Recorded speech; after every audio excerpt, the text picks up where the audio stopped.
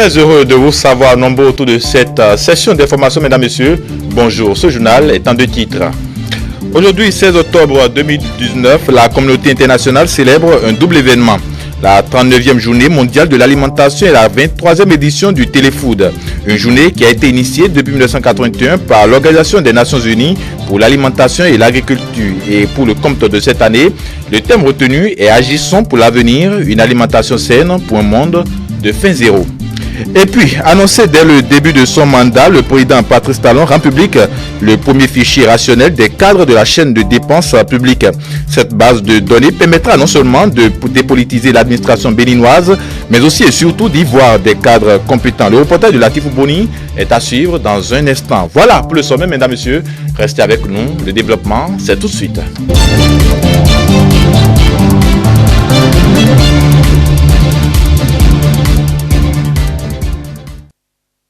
Bonjour, bienvenue à tous. Aujourd'hui, 16 octobre 2019, la communauté internationale célèbre un double événement. La 39e journée mondiale de l'alimentation et la 23e édition du Téléfood. Une journée qui a été initiée depuis 1981 par l'Organisation des Nations Unies pour l'alimentation et l'agriculture. Et pour le compte de cette année, le thème retenu est « Agissons pour l'avenir, une alimentation saine pour un monde de faim zéro ». À l'occasion, la secrétaire générale du ministère de l'Agriculture, de l'Élevage et de la Pêche a délivré un message au nom de son ministre. Je vous invite à suivre la quintessence. La journée mondiale de l'alimentation est commémorée chaque année le 16 octobre, jour anniversaire de la création de la FAO, pour éveiller la conscience collective sur l'impérieuse question de la faim et de la malnutrition. Chers compatriotes, mesdames et messieurs, après la 38e édition de cette manifestation mondiale qui nous a réunis à Lalo dans le département du Koufo en 2018, c'est à Adjomou dans le département de l'Ouémé que je vous convie cette année à un échange d'idées sur le thème « Agissons pour l'avenir, une alimentation saine pour un monde faim zéro » retenu par la FAO. Pendant des décennies, l'humanité a pu se féliciter des progrès accomplis dans la lutte contre la faim. Toutefois, il faut reconnaître que le nombre de personnes sous-alimentées est réparti à la hausse avec plus de 800 millions, soit environ une personne sur 9. De plus, la sécurité alimentaire n'est plus seulement de nos jours une question de quantité, mais aussi de qualité. En effet, les régimes alimentaires malsains sont devenus un facteur de risque principal de morbidité et de mortalité dans le monde, avec des maladies comme la cardiopathie, le diabète et certains cancers. Le thème de l'édition 2019 est donc évocateur de l'urgence d'action collective et simultanée pour sauver des vies, améliorer les moyens d'existence des populations à risque et s'attaquer aux causes profondes de l'insécurité alimentaire et de la malnutrition. Chers compatriotes, mesdames et messieurs, nous allons également célébrer pour la 23e année consécutive l'événement Téléfood, lancé par la FAO depuis 1997. Initié au lendemain du sommet mondial de l'alimentation de novembre 1996, qui a donné une impulsion aux efforts visant à éradiquer la faim, la campagne Téléfood est organisée chaque année à travers les masses médias, concerts et autres manifestations. Elle permet de collecter des fonds pour financer des centaines de micro-projets qui aident les individus et groupes vulnérables à sortir du cercle vicieux de la faim et de la pauvreté. Au Bénin, grâce à la solidarité internationale, Téléfood a permis de financer 38 micro-projets pour une valeur totale de 92 591 000 francs CFA. Dans divers domaines tels que la production maraîchère, le petit élevage, la production halieutique et la transformation des produits agricoles. Ces résultats montrent l'importance du programme Téléfood pour les pays en développement comme le nôtre. C'est pourquoi je lance un appel à toutes les Béninoises et à tous les Béninois et aux hommes de bonne volonté d'adhérer massivement à la campagne Téléfood en souscrivant à la collecte de fonds durant la période du 16 octobre 2019 au 15 octobre 2020. Je vous souhaite une bonne célébration de la Journée mondiale de l'alimentation. À l'occasion de la Journée mondiale de l'alimentation, la rédaction de E-Télé s'est intéressée à quelques questions qui touchent le comportement alimentaire des Béninois. Quelle est la différence entre manger et se nourrir? Les Béninois se nourrissent-ils? L'élément de les réponses dans ce reportage signé.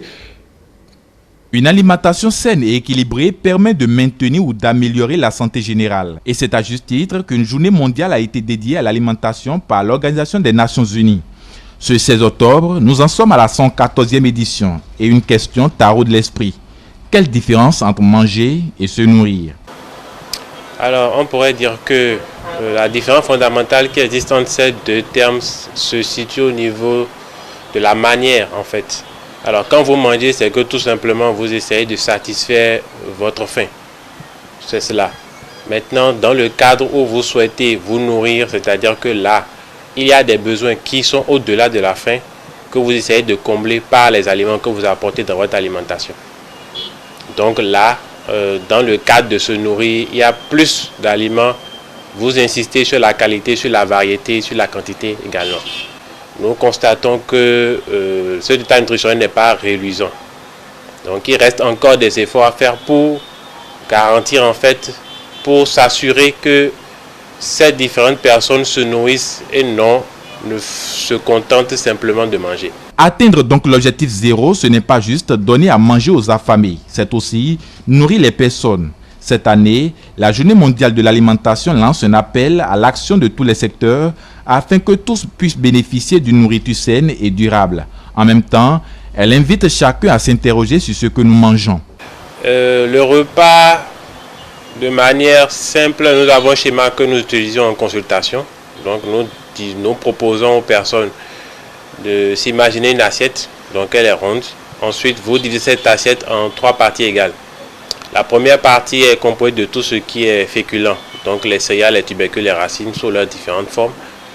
La deuxième partie est composée de tout ce qui est légumes, feuilles ou en sauce. La troisième partie de tout ce qui est viande, poisson, légumineuses, œufs. Alors à cela, vous devez ajouter des fruits pour rendre ce repas équilibré. Et puis en termes de boisson, de l'eau simplement fait l'affaire. L'habitude alimentaire sous nos cieux n'est pas l'idéal. La plupart des Béninois mangent et ceci très mal. Pour éviter de tomber dans les pièges de la malnutrition sous toutes ses formes, le nutritionniste diététiste avise. Le conseil que je prodiguerai aux Béninois, c'est déjà de commencer à accorder plus d'attention à ce qu'ils mangent. En termes de régularité des repas, il y a beaucoup de gens qui ne sont qu'à 2 repas par jour, qui sautent le petit déjeuner, ce qui n'est pas bon. Donc déjà, c'est le premier effort qu'il faille faire. Le deuxième effort, c'est de voir au niveau de l'assiette, comme on l'a dit, comme je viens de le dire, d'essayer de l'équilibrer, de veiller surtout au niveau des enfants qu'il y ait des protéines dans l'assiette et des fruits qui accompagnent les repas. Et puis le troisième conseil, c'est de limiter en fait ce que nous appelons les épisodes de surconsommation. Le respect de ces prescriptions garantit une bonne santé et limitera à coup sûr la mortalité liée au mauvais comportement gastronomique. Entre nutrition et bourratif intestinal, certains citoyens exposent la variété de leur alimentation. Au micro de Sandra Kakbo, Mathilde Sabi, Larissa Dossovo et Prudence Forgouti. Je n'ai pas l'habitude de beaucoup manger dans la journée. Je prends ma nourriture 2 fois dans la journée. C'est-à-dire, je prends à 10 heures et aussi dans l'après-midi, c'est bon.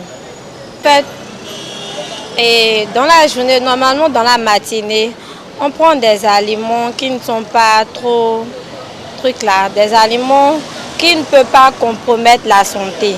On fait des aliments légers, un truc comme le thé et aussi dans l'après-midi, on prend le déjeuner normalement. Moi, de mon côté, c'est ça. Se nourrir, c'est prendre un aliment bien équilibré, mais manger, c'est prendre ce qu'on veut.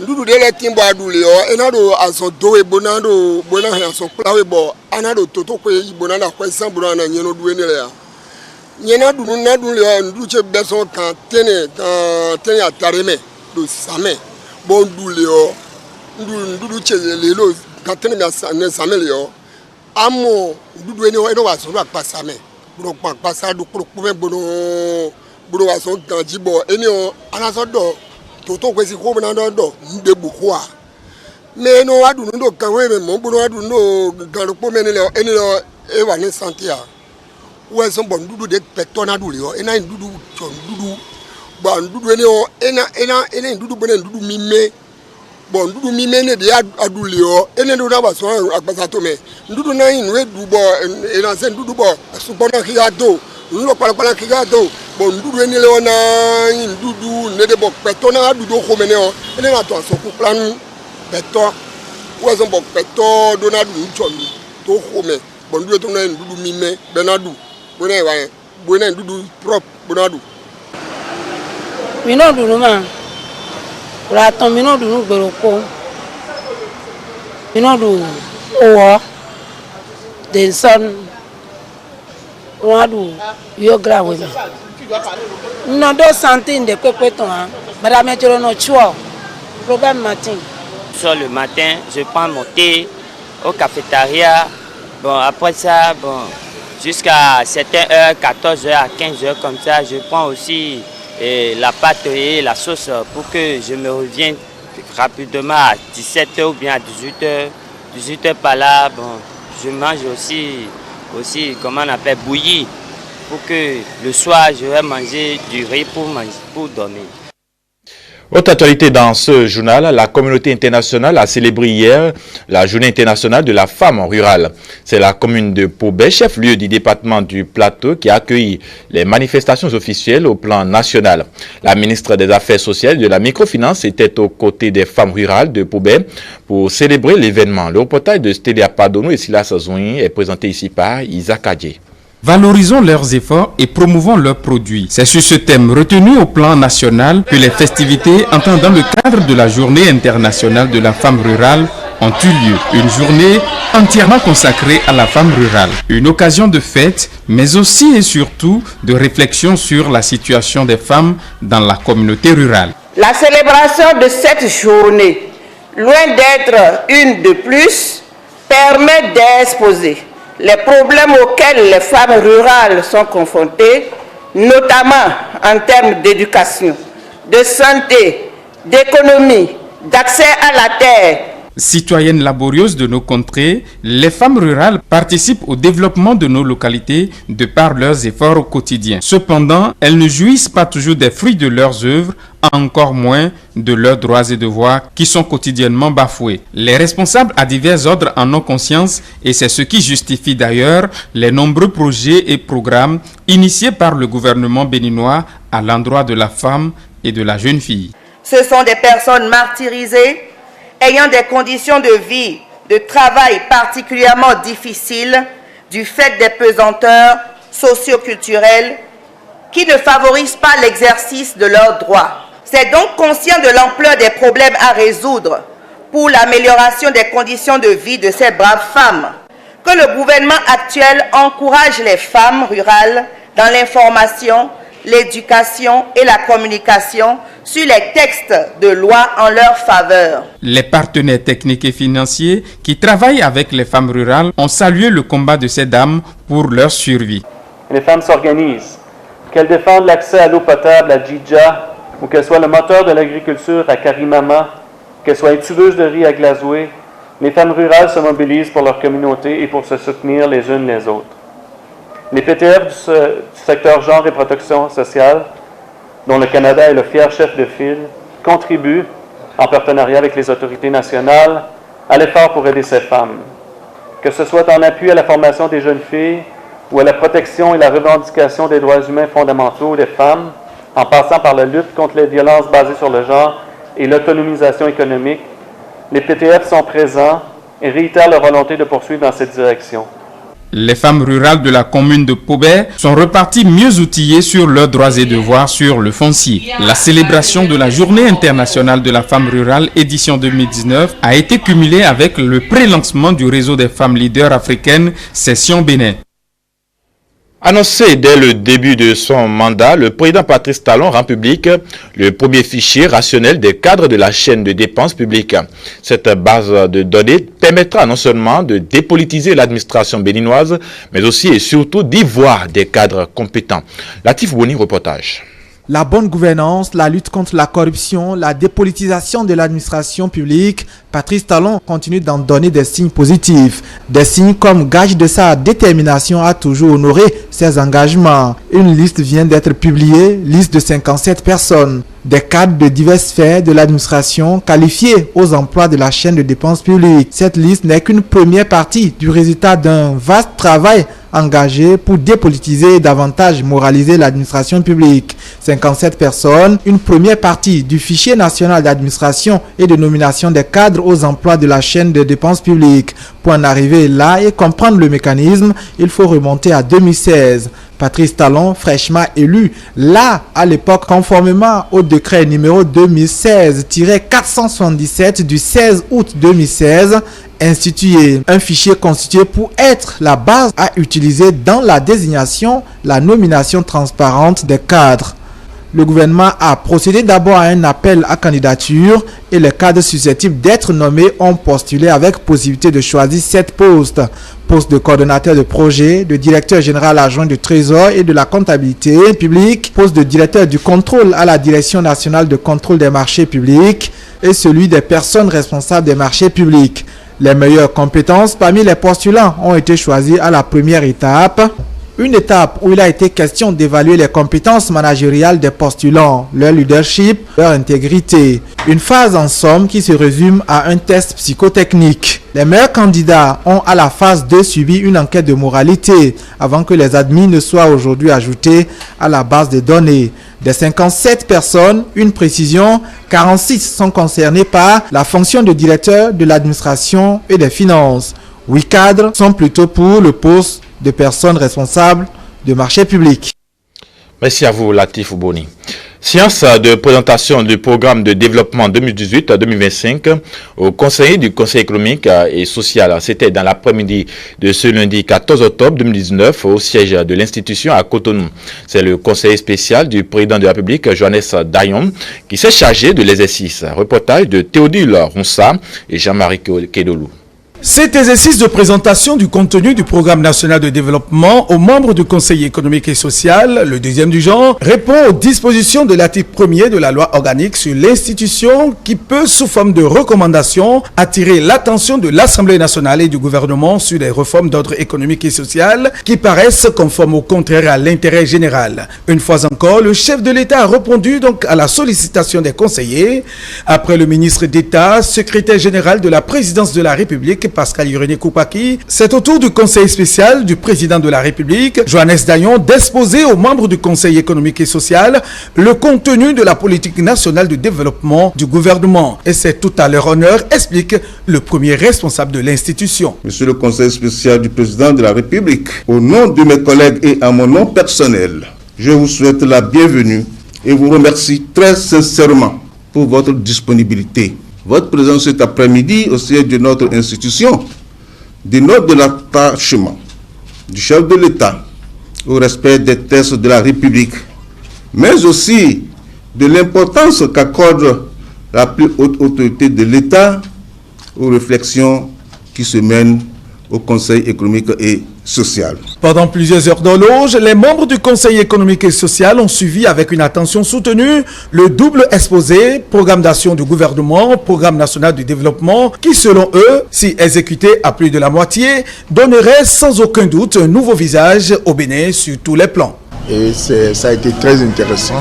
Nous avons essayé donc de parcourir tout ce qui a été prévu par le gouvernement, le niveau d'exécution, les difficultés qui sont liées donc à l'exécution du plan d'action du gouvernement.